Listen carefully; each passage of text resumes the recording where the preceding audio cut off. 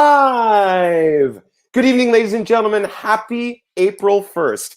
Coming at you, your April Fool, Christopher Wilson, also known as Big Girl. And welcome to our second week of Big Girl and Friends on our third broadcast with a very exciting Big Girl friend tonight that we're really excited to have on the air. I'm really excited. Today was a beautiful sunny day in Toronto. And I actually got out of my house after teaching all my beautiful Sheridan students today online. I got out of my house at 3 o'clock and went for a smart walk with our cute little dog, Daisy. I love that, our cute little dog, Daisy. Gavin and I, and had some beautiful hellos to people at a very social distancing, safe distance. But it was just lovely to celebrate the blue skies and take in the fresh air and enjoy all that the beautiful day has to offer when, we're kind of stuck inside most of the time. So it's been great. What else do I want to say? Yes, so excited about the guest. I could ramble on. So just to bring into the conversation, please welcome to the stream my fabulous Big Girl friend, my co-host, the Associate Director of Toronto Musical Concerts. Welcome, Mr. Ryan Kelly. Hello, everybody! Hi, Ryan. Isolation. So I've dimmed the lights. I've lit some candles. Ooh. I've worn a little cute little sweater tonight. I'm feeling very first datey tonight, actually, because I have a little bit of a crush, maybe a talent crush on our guest tonight. So I thought I would maybe pose a first. Oh yeah. And I might say, what's your idea of a first date? What would you like to do? Do you want to walk on the beach? Since I wore my last pair of socks, I could join you since I've got bare feet tonight.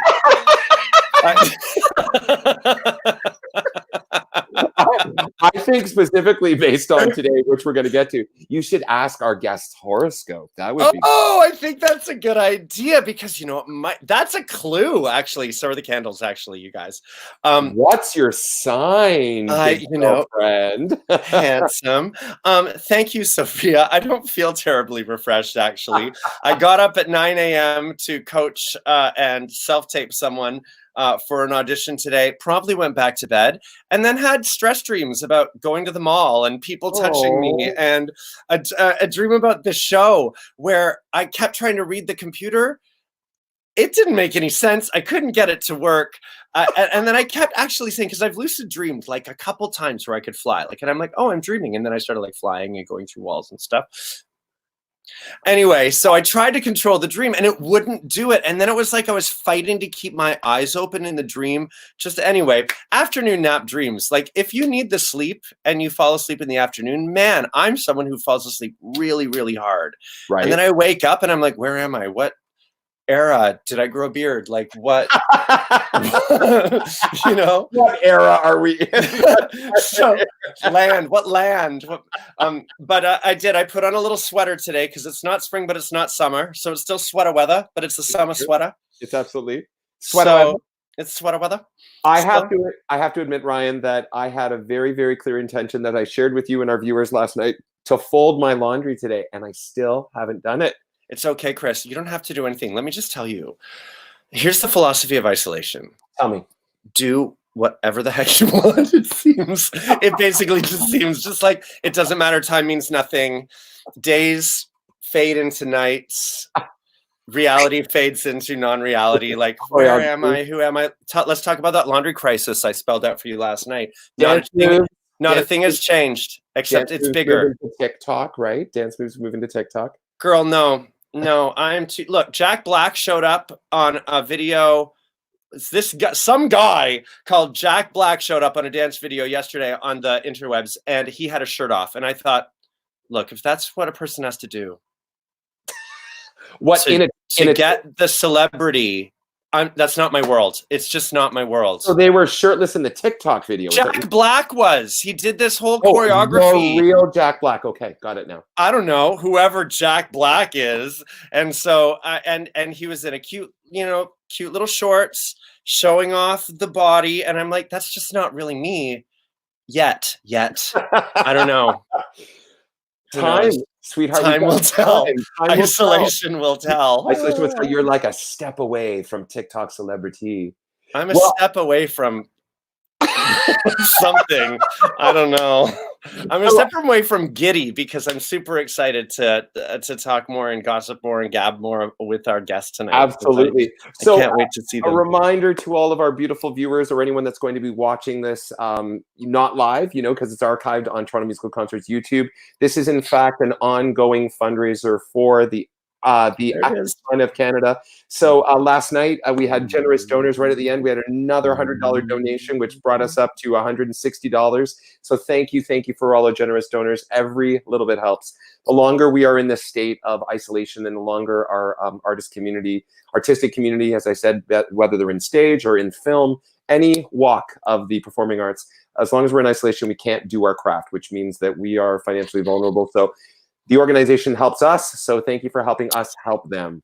That said, I saw last night. Now I'm totally trying to. It was Justin Stadnick doing Thanks, Gavin. Yeah, back in the bathhouse tango, perhaps, maybe. Yes, only with you, sir. No, I saw Justin Stadnick and somebody else doing a live play last night, a live reading with different screens. There were 3 people, and I think there was a reader who was reading all the stage directions as well, and a picture of the set. So you were able, it was pretty fascinating. I wasn't able to commit to the whole thing because my biscuits were burning. So right. I had to get back to what I was making. I made pierogies last night with bacon and red peppers. Oh, right. Deluxe. If you follow my Instagram, you might have seen its beauty. Anyway, we are still creating, and I don't think that fire is going to go out. But I agree. I think it's fair to remind ourselves to pace ourselves. Yeah, absolutely. We may be here longer than we think. I think I'm on day 18 or 19, essentially. Yeah. I might have popped out twice for groceries, but other than that. Yeah. Friday the 13th for me is the yeah. Oh, I hear sirens. They're coming for you, Ryan. They're coming. Me too. I hear them too, though. They're coming for you. Why do I hear them? That's weird. I have no idea. Well, listen, I think... No, I do hear them in my neighborhood, too. Oh, the shit's going down tonight. Silly banter. I think it's time to welcome to the stream our beautiful guest. Okay. This stunning, gorgeous, beautiful man has had 4 featured roles on Broadway, is actually fresh coming back from the Broadway in a production that was supposed to hit the stage last night, which we'll talk about, has had 12 seasons as a leading member of the Stratford Festival Acting Company, is a Dora Maver Award winner for his work, his outstanding work, of which I've seen much of it with Buddies in Bad Times Theatre. We'll have to talk about that because Ryan has also been a frequent flyer at the Buddies in Bad Times. Please welcome to the stream, without further ado, the gorgeous, the talented, the wonderful, Mr. Bruce Dow! Bruce Dow is in the house! Yay! And happy birthday! Happy birthday! There's some candles for you, Bruce. Blow, blow. Wait, that's not right what I wanted. That's not what I wanted to do at all. I don't know what burning your biscuits is a euphemism. Happy birthday to you. Happy birthday to you. That woman will come for you. Happy birthday, dear Bruce. Happy birthday to you.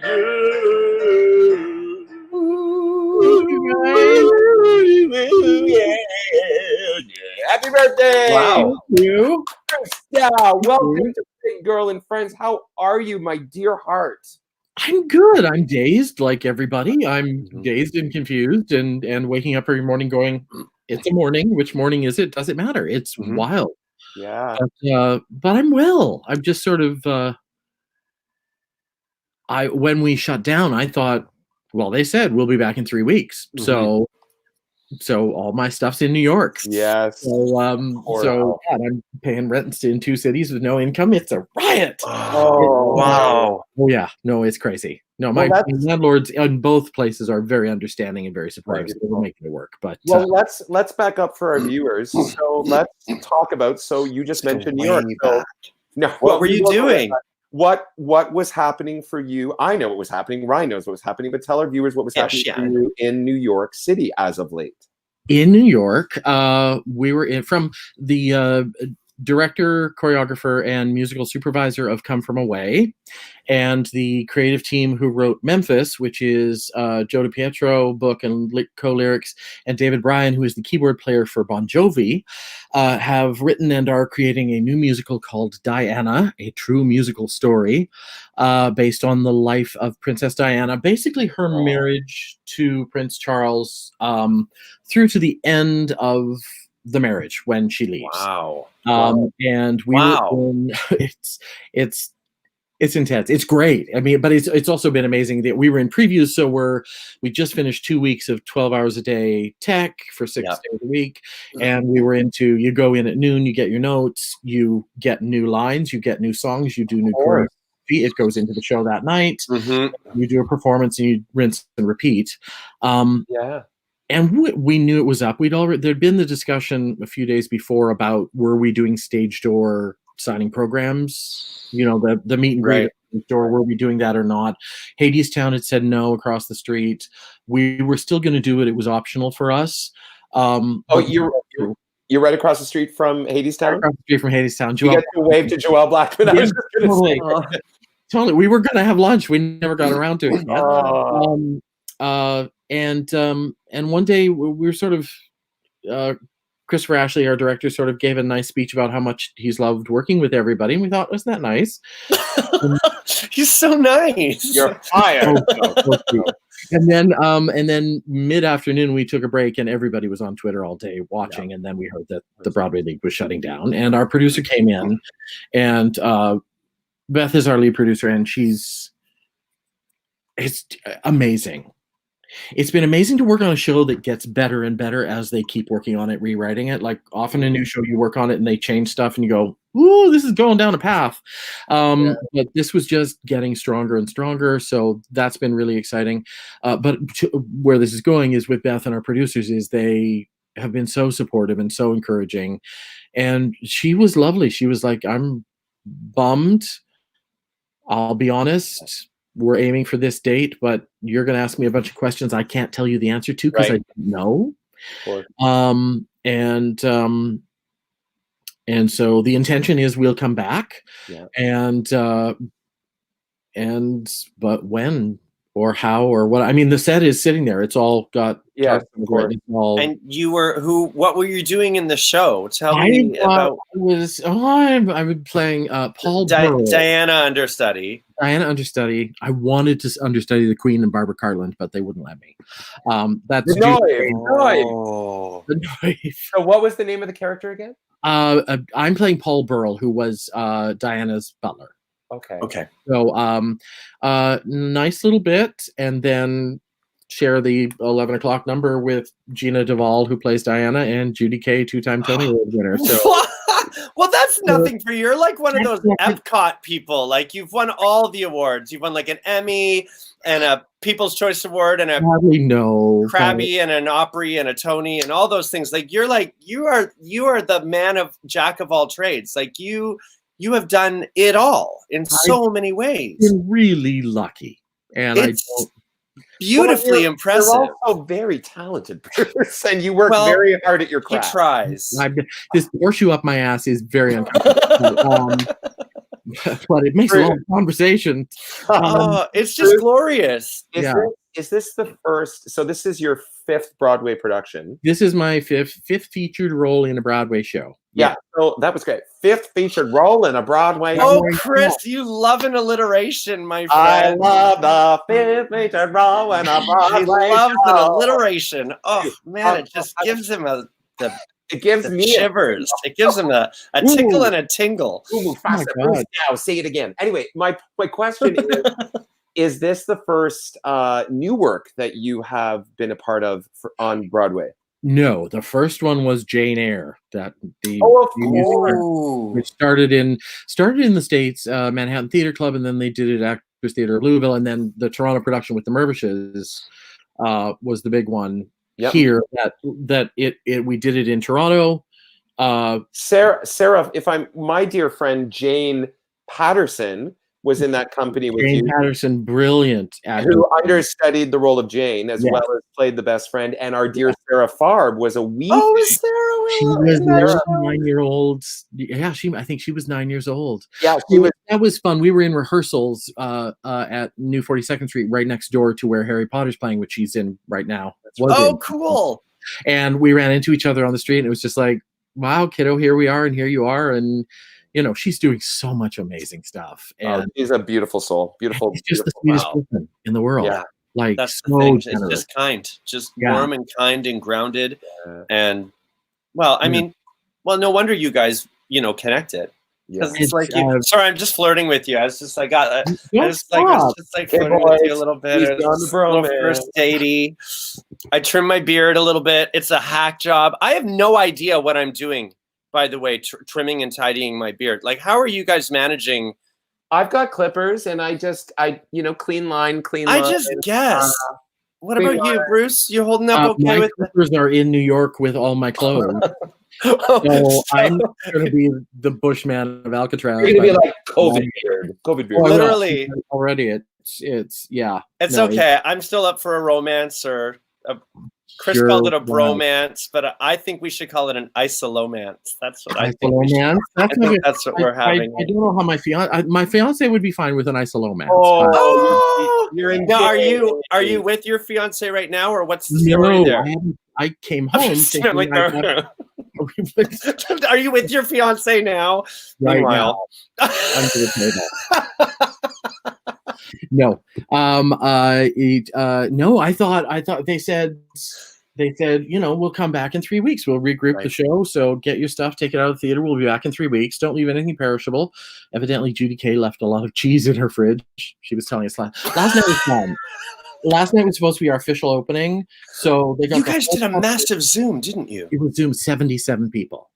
It was all the cast, all the crew, all the orchestra, the front of house manager. My goodness! It was beautiful. It was really very touching. I was kind of like, I thought, oh, it'd be nice to see people say hi, and then it was like, shit, I didn't expect that.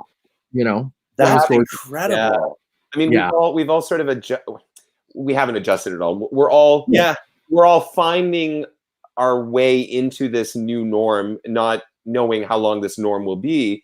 So when you directly connect with, I was sharing this actually just the other day. I had a big meeting with all my kids yesterday as well, my preparatory students at Sheridan, and I hadn't seen them all as a group in one Zoom chat. And the same thing, I was very emotional because now they've all scattered. One's in Mexico, BC, Newfoundland. They're all over Canada.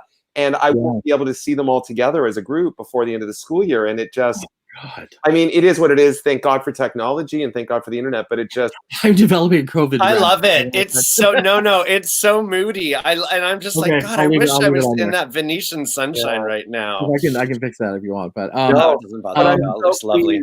I thought I was coming home for like 3 weeks, and I thought I'd see him.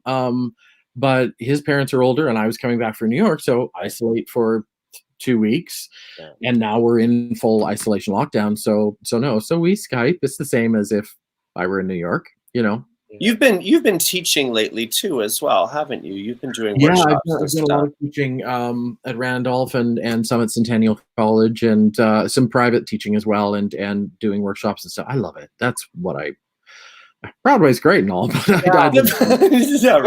With your blessing, I'd love to dig much more into the education side after your first song. But I was curious. Do it for your own happiness. There you go. Yeah, there we go. And now we got to see the beautiful pattern on your fabulous shirt.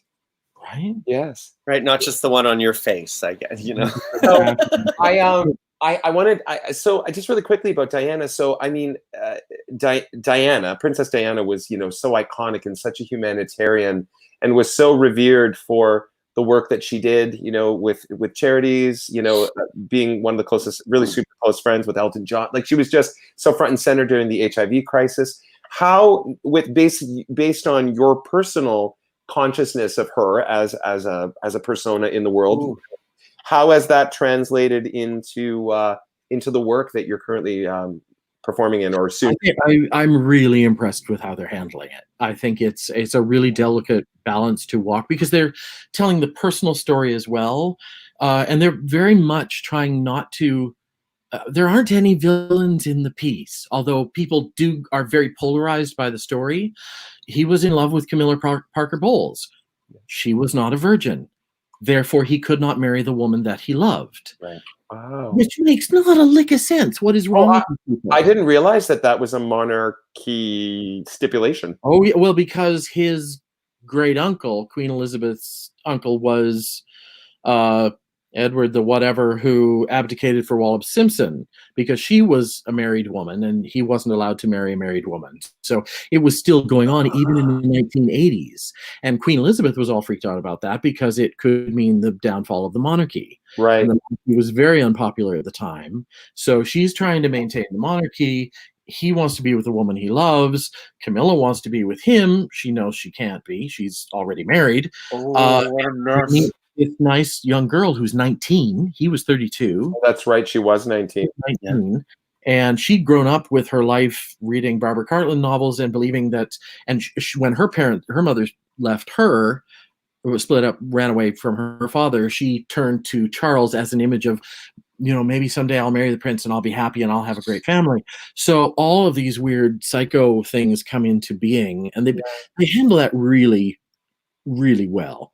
And we do have the scene, which was she was the first person to touch an AIDS patient without gloves publicly. Yeah, she was. Wow. Like a modern day, the whole, dare I say, biblical stories of leprosy. Yes. No, exactly. And she did a lot of work with lepers as well. And the landmine crisis, she walked through a landmine in Angola. And this was after the marriage. Oh, wow. But no, she was the first one who said, I'm not wearing the gloves. The doctors have told me, It's okay. She got a picture.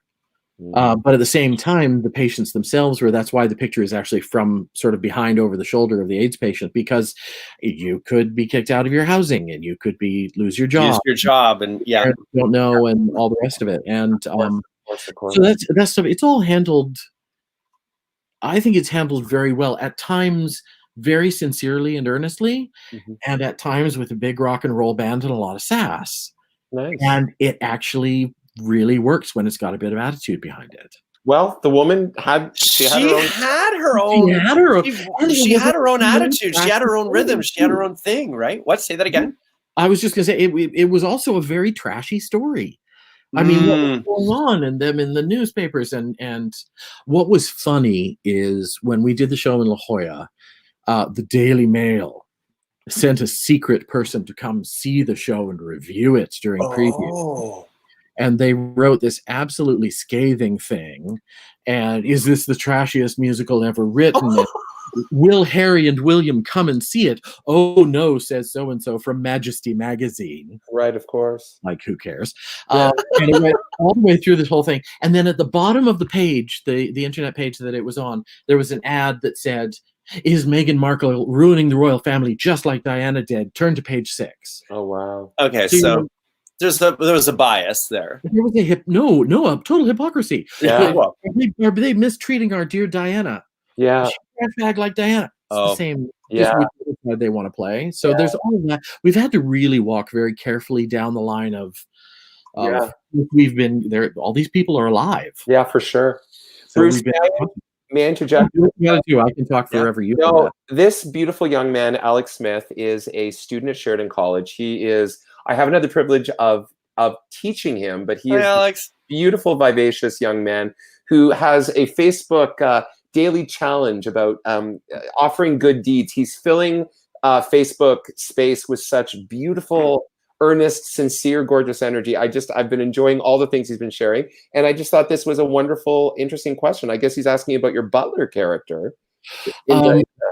Well, you can actually look up Paul, Paul, Burrell, Burrell.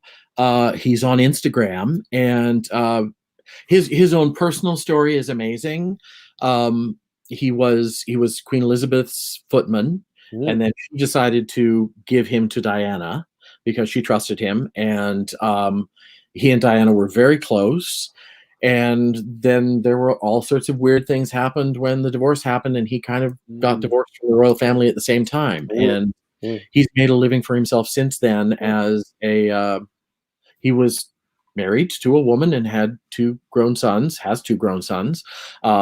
He has come out of the closet and is now married to his husband. And so for me, he was kind of an inspirational figure in that sort of being honest with yourself as a reflection of what she was teaching the world. I think as a butler, he might have a leg up in this sort of crisis too. I mean, doing all the cleaning that he would be doing prior to.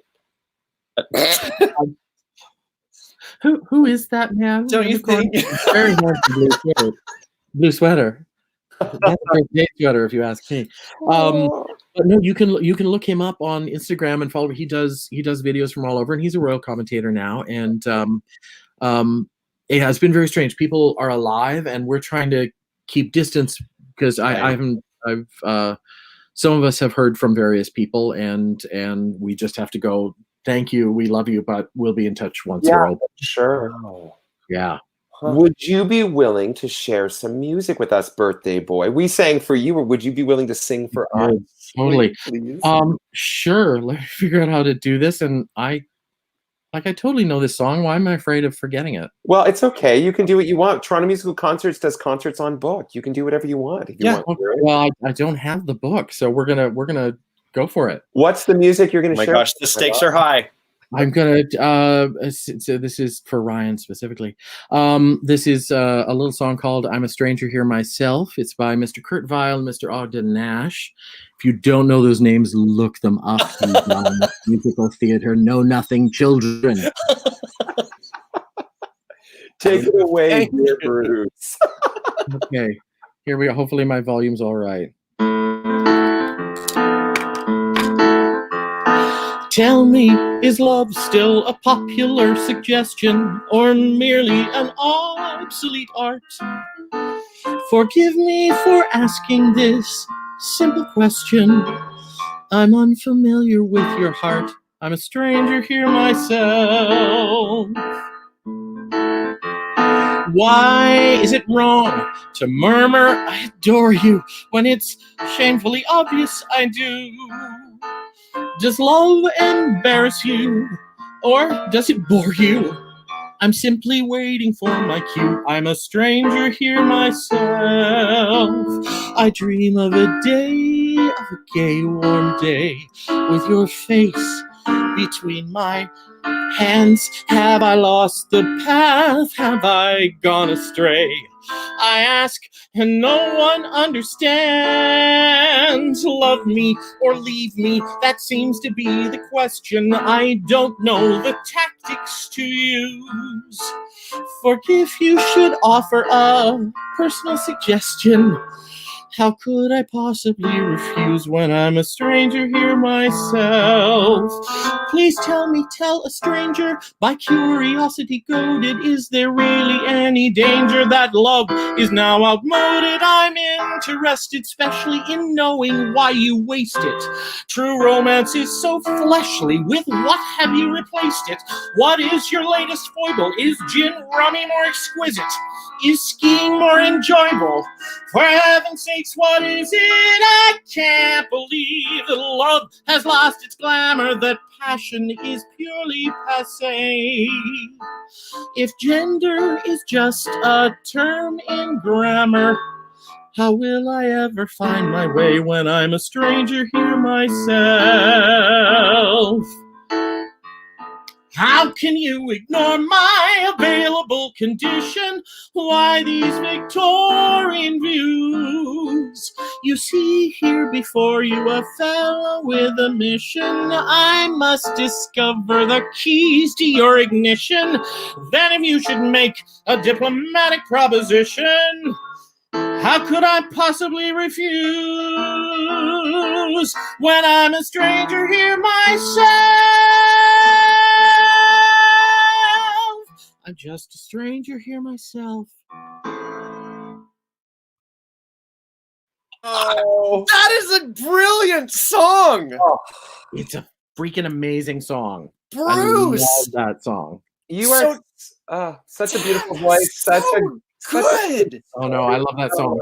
It's great. I've never heard that song before. I've heard that. I've heard It's so it's so freaking clever. I mean, it's of the era, right? It's just so no, totally smart. Ogden Nash was a oh God, what branch of poetry was he? He was light verse, but it was all about clever rhymes and clever wording, and it's, I think it's the only show he wrote lyrics for. But the whole idea of, you know, Bertolt Brecht's buddy Kurt Weill writing a score and Ogden Nash writing lyrics is just unbelievable. Yeah, No, combo. it's One Touch of Venus. Right. They did a Shaw a few years back. Yeah. Yes. Yeah. Why? How do I know that? Did Diana Coatsworth part of that? I don't know. For some reason, anyway. Blah blah blah. We were discussing part of everything. I love Diana Coatsworth as well. Right. Yes. By the way, just a shout out to that woman again. Sewing Army. The Sewing Army on Facebook is growing for home sewers. If you're interested in getting patterns in order to home sew masks and hats for people on the front lines in the health world right now. So anyway, bringing up her little shout out to the Sewing Army. I think she was on Global News yesterday, actually. So go on, Bruce. Is Alex from Calgary?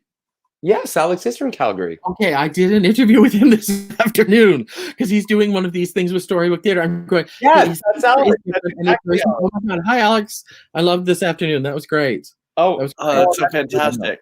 I'm excited. I met Alex in the hallways of Sheridan last month. I mean, they're all, and I was just like, he just is a radiant light. And yeah. Oh, there you are. I am a stranger here myself, actually. I don't know One Touch of Venus. It is one show that I'm not familiar with. I'm a stranger. I am a stranger here myself. I'm a stranger to myself. This thing. I was listening to the song and I'm like, of course I can't answer any of the questions in this song because I don't know. Well, I'll state the obvious. Last night we were discussing with Michael, obviously, you know, the poignancy of singing songs that have specific context, you know, like he's saying Being Alive, and we know what that is. But this song, of course, you know, very different context, but there it is. Alex, he also appreciated the chat today too. But yeah, we're all feeling like strangers here myself, right? Because we're in this totally new thing. That how do you negotiate it and how do you talk to people? And, you know, I mean, you obviously wear the perfect blue first date sweater. That's the way. And I mean, not to go down the rabbit hole of, you know, like you know, darkness, but like, I mean, New York City, man, it is New York, ghost town. I mean, but it's like a couple of things to keep in mind with New York. I mean, first of all, it is a petri dish. Yeah, it is just. They only close the playgrounds, like they're closing them like on this past Sunday. Like they were a week behind. Yeah, no, there is that, and it's an organizational beast to get going. But also, the reason the numbers are so high is that they are actually testing people, right? Which is great. Yeah. Which is great. The numbers are going to be high, but we don't know where else it's spread in the States. We don't know how fast it's going to go. There was one thing I saw online. I love the online now because I'm online all the time. Yes.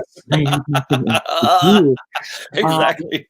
But they showed a bunch of cell phone signals on a beach in Tampa Bay. And then they showed where all those cell phones had gone the next week.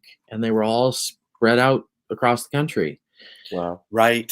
So, I mean, you just saw how if anybody in that group of extremely stupid students, my hair just blew up. Oh my God. Oh, it's a reverse. It's a reverse image. So I tried to. There we go. Oh my God. What's happening? Anyway. So yeah, it's I can't remember what we were talking about. No, there are more numbers in New York because they're testing, but we don't know how it's going to explode through the rest of the country. Yeah, absolutely. Very quick shout out. I wanted to share, not only obviously is the importance of people donating to the Actors Fund of Canada, but it's also an awareness to our actor and our performer selves who know that they can make applications. So the beautiful contact person, Kevin Hammond with the AFC right now, let me know that 3 applications came into the AFC for financial support. During this stream. And we have our first donation tonight from a dear friend and a wonderful writer. Joan Jamison donated $250. Oh, thank you, Joan. Oh, I just love her. Has created so many wonderful things with the Kids Fringe and is just such a beautiful light. Huge theater supporter in this country, in this province, in this city. Her and her partner Shelley wrote for the Fringe years ago. Shelley wrote a musical for the Fringe, and Shelley's a playwright. Joan is a playwright, creator, and a seamstress and designer. She does it all because it's Yeah. independent theater. They're just those incredible people that always are there to put their energy into whatever way they can, whether it's seeing it or creating it. It's thank you so much. So Bruce, I wanted to ask you, what is, I mean, it's funny, young emerging artists, that we have this consciousness that, New York is the ultimate destination, but now having been involved in 4 Broadway productions and going back to one soon-ish, what has been your, 12 seasons at Stratford? Talk a bit to us about your experience working in the United States on the Broadway in comparison to Canadian theater culture. Wow. I mean, I've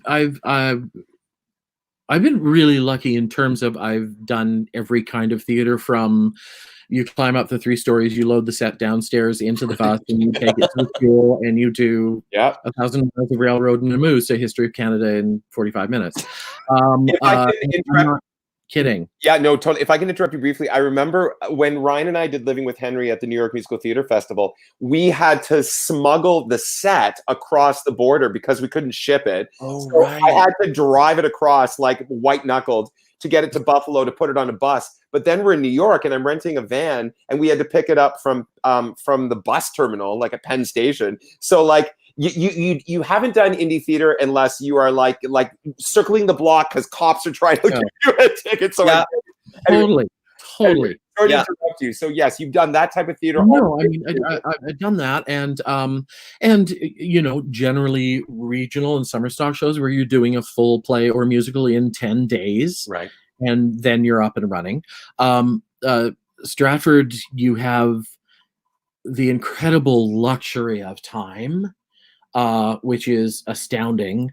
What I remember, as much as rehearsing with great people and doing stuff like that at Stratford, what for me was the most inspiring was the artisans, the craftspeople making the wigs. It's the only place outside of where everything is made on site. Wow. And you've got people who make period boots. Melissa and my God. Yeah, no, everybody. It's the bijou department, the soft props department, the boots and shoes department, the wig department. It's like that. That was that experience. Broadway to me is Newton's third law of physics. Every action has an equal and opposite reaction. Right. So with Diana, we did a production in La Jolla, which was its own thing. Then we had a month of rehearsals to do rewrites in August, September at New 42nd Street with full cast, full stage management, full music crew, full they must have dropped $500,000 to $750,000 on a month of rehearsals with no payoff in sight. Then we did another week in December, and then we did our standard 4 weeks of rehearsal, 2 weeks of tech, which the tech was another story. The show is much bigger than the theater, so we called it Dangerous Jenga, because literally the telephone booth goes off stage and it flies up as the bed is being flown down and flies on the other way. It's madness back there, but our crew is astounding, and our stage management team just knowing where everything has to be. But with all that money at the same time, I remember when we did Jane Eyre, there was a big explosion in the rat population in New York, and they came in and killed all the rats. But the previous show had dumped their set downstairs because they couldn't afford to get it out yet. And they killed all the rats, but they didn't get their little rat corpses out from under the set. So you're doing a show on Broadway and the whole backstage stinks of rotting rat. Wow. Oh no. That is a very distinct smell. It's a very distinct smell. Very. Yes, Mark. It does. And there's another famous story. I can't remember the theater, but they said, "Oh, you're going to that theater? That's great. Go to your dressing room, knock on the door, open the door, flick the lights on and off 3 times, close the door, count to 5. By then, the roaches should be gone. So go ahead in." Oh no! I thought you were going to say the ghosts. No, the roaches. No, we're simply they're rental houses. They are maintained in the front for the audience, Yeah. or patron. Backstage, we're lucky. The Longacre is clean. The Schuberts know how to be. Beautiful thing about Stratford, you have space. You have dressing rooms. We have 5 guys in a dressing room that is about, I think it's maybe 8 feet deep, and we can sit in our chairs, for me, belly on top of the desk, for them, belly against the desk, and we can sit with our chairs back to back. But we have to go, I'm going to get up now. Excuse me. Great. You suck in. I'll shift. We do the Jenga. Oh my goodness. It's, and it's 5-story walk up, no elevator. So sorry, that was dragon. Bruce, I hate to stop you for a moment. Chris just phoned me, and I just noticed his expression hasn't changed much in the last couple minutes, and I've been so wrapped in the story. So I'm just going to put him on speakerphone right now. No, totally. What's happening? Hi, Chris. Hello, dear viewers. We're having another similar technical issue. I clearly need to get my Mac service, but I can't because all the Mac stores are closed. So I'm going to close my computer down, which means the stream's going to stop for about probably 20 seconds at the most. So sit tight. Gentlemen of the Bruce and Ryan Persuasion, just stay in your link, and I'll be right back. Chris, I'm sorry it took so long for me to notice. That's hilarious. Good. I will be right back because I want to hear the story. Okay. Hold that thought. Okay, bye, love. So does that mean the story isn't going through? No, it is, but he just wasn't doing, like, we're totally still on, actually, but we might have to leave and then go back, or he might have to restart it, so he might shut us down. That's cool. I'm not going to touch anything. I'm just going to leave it. Do you want us to touch something, Chris? I don't know. Do we hang up? Did he say that? I don't think he said that. Wait a minute. Let me go into live comments and see if anybody else understands what he said. No. Duff, Mark, no. Christy, no, obviously. Well, so. Oh, hi. So now we have a little private time. A little private time, which just us. No, it's Broadway is the combination of like total glamour and money and rats. We don't have rats in our theater, and our theater's they've been amazing to us. But it's a grind. So yeah, it's weird. I don't know what we're supposed to do. He said he'll be back. He said he'd be back? Okay. All right. Well, listen. As long as we're still live, that's cool. All right. So talk to me about this then, too, because I don't know if we're going to jump into a song right away. We got 15 minutes, around 15 minutes left. So, of course, we got to get your last songs in. But tell me, and this is always an interesting thing to me, because when you sang that last song, the music was second, the lyric was first. Oh, I think we're back, maybe. I think we might be back. You guys might have been chatting the whole time. We were. So maybe the stream didn't end at all. It didn't. Apparently, Duff was just like, you're still on. So anyway, I want to know just quickly, Bruce, what is the trick to making a song a monologue before? Because that's where it is. That's what it is. I watch you sing a song and it's like watching someone do a monologue at pitch. What's the trick? The trick for me is because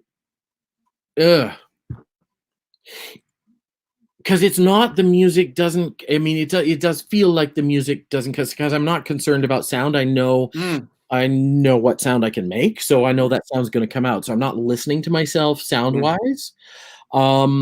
It's knowing the music inside out so that it's there, and then it's knowing what the story.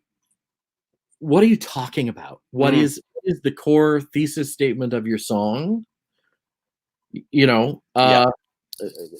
What is the thesis statement of the song, and how is it's like doing a Shakespearean soliloquy? What is the argument? What is the structure of the argument all the way through? Follow that, but you have to know the music so that it can happen naturally with it.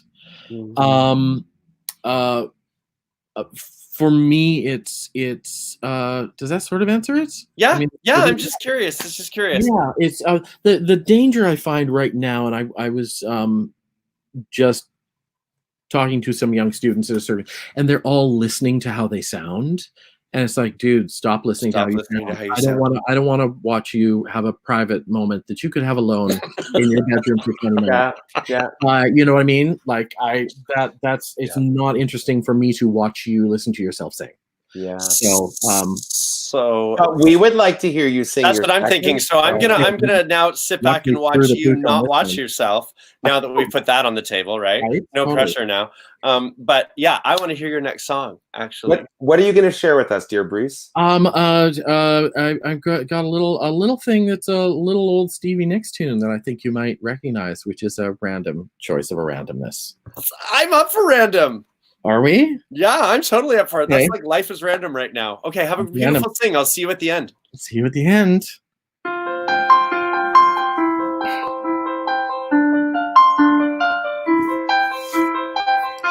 I took my love, took it down.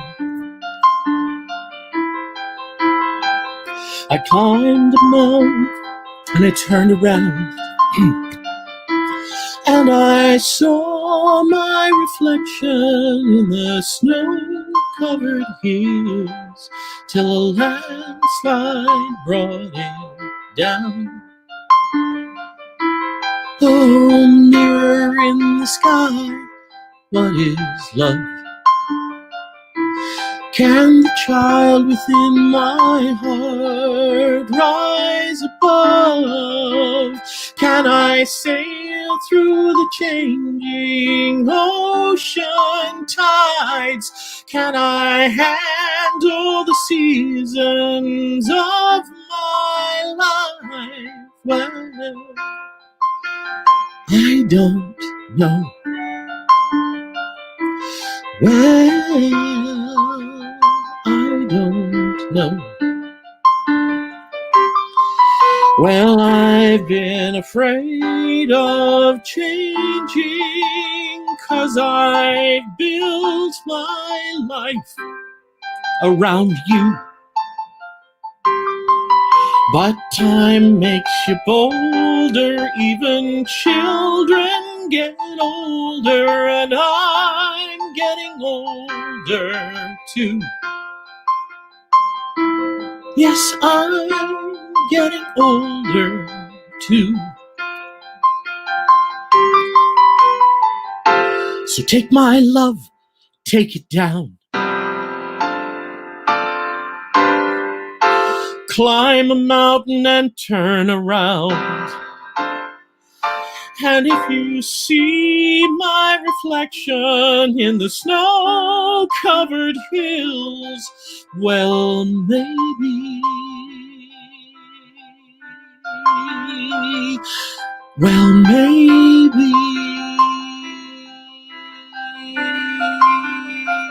just maybe,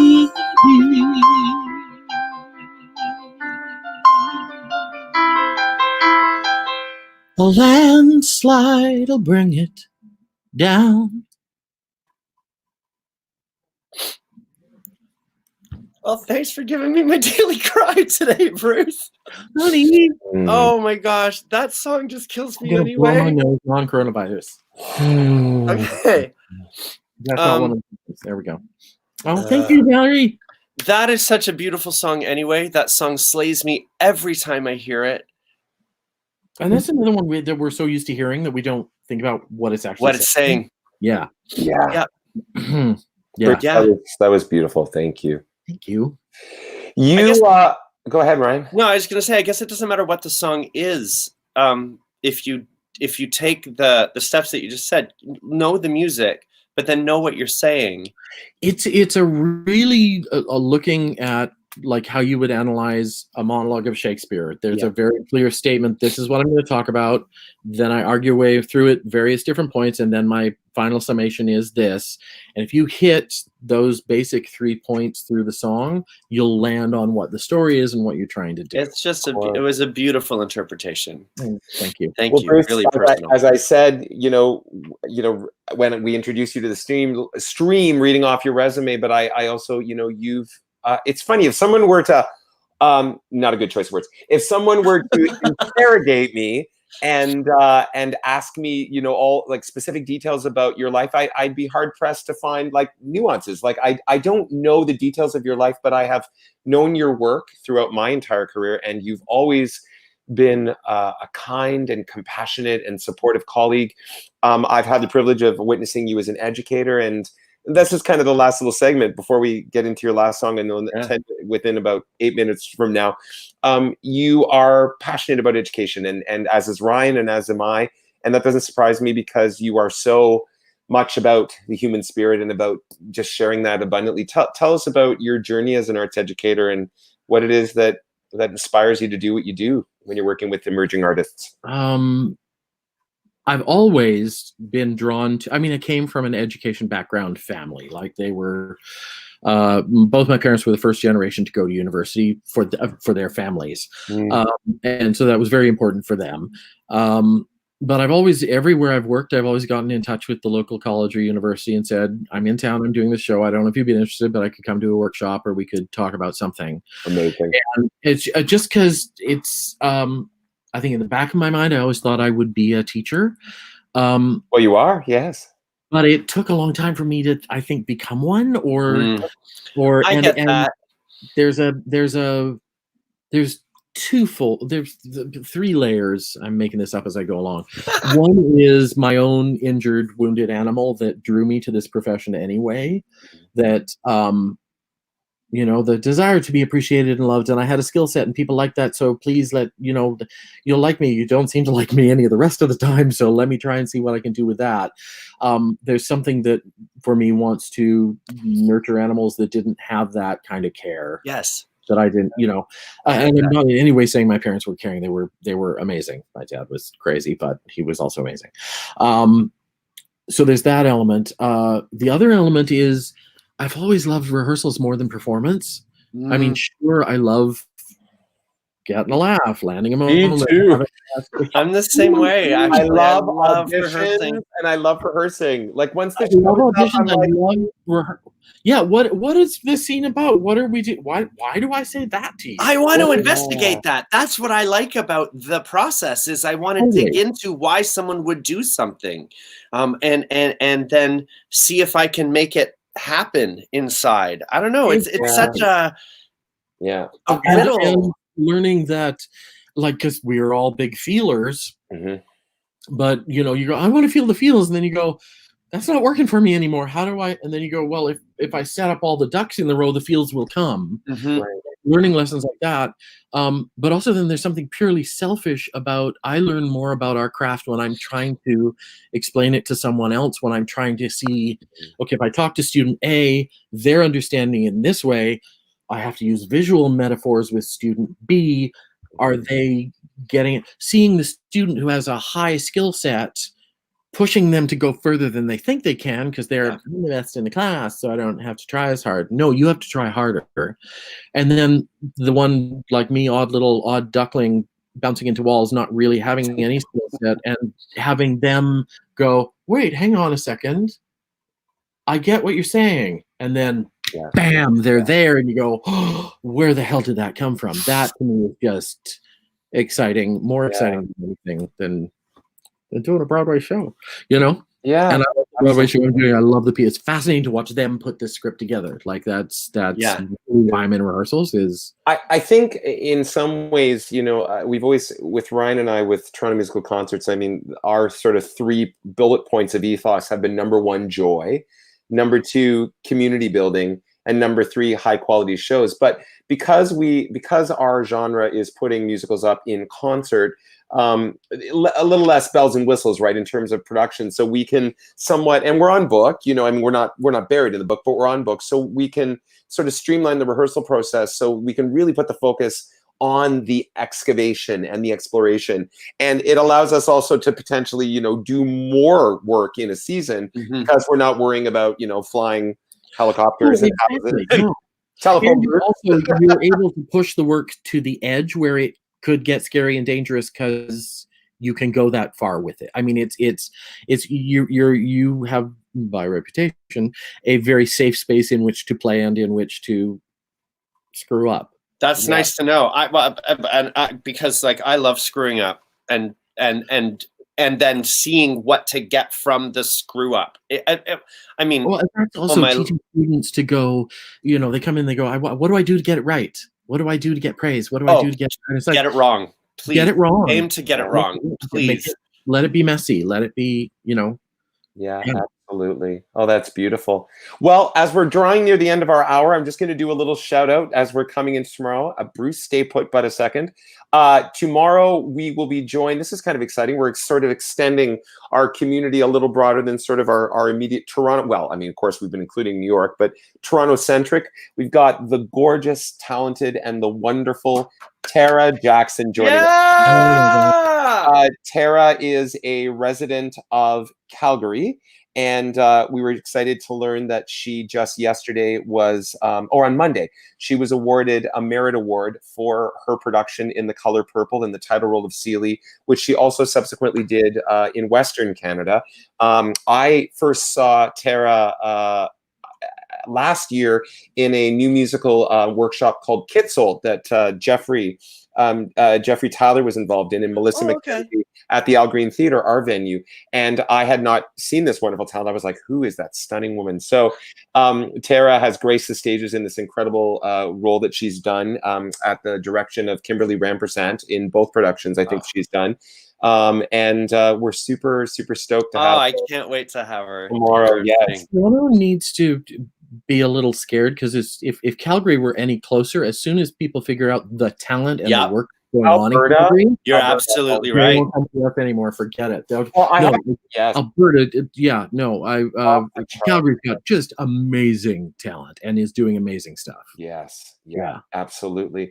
Well, to sing us out, my dear Bruce, what would you like to share with us as your birthday swan song? Yes. Oh, we're so grateful you shared your birthday with us. Yeah, we got a birthday present sharing your birthday with you. No, being in isolation, my roommates have been amazing. I got up, there were little dollar store decorations all over. They've been absolutely sweet. And Antonio, my dude, he got everybody in the family. I now have this giant Italian family, and all of the friends and roommates that he knows, he put together a huge video for me. So I feel very blessed, but this was a very special part of my day. So this is for the two of you. And it's a little song by Alan J. Lerner and Burton Lane from a movie called Royal Wedding, sung by Jane Powell, who was a brilliant actor, not my favorite voice, bless her. YouTube, Wonderful, Wonderful Day, Jane Powell. It's got to be the worst lyrics in the world. Her voice is intense. It's one of those Hollywood sopranos of the 50s. But it's just, the rest of it is stunning, and her acting is stunning for this song that's non-existent. This is a little song called Too Late Now. Okay. Oh, I can't wait to hear it, Bruce. Tell me? Oh, God.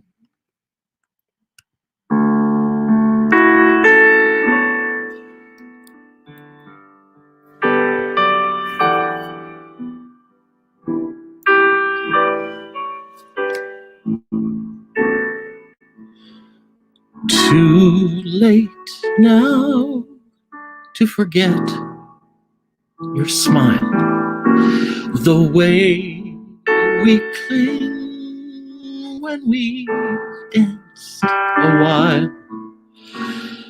Too late now to forget and go on to someone new.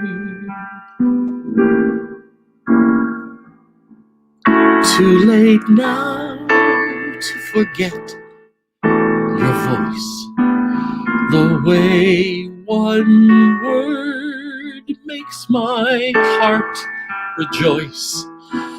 Too late now to imagine myself away from you. All the things we've done together, I relive when we're apart. All the tender fun together, lives on in my heart. How could I ever close the door and be the same as I was before? Darling, no, no, I can't anymore. It's too late now.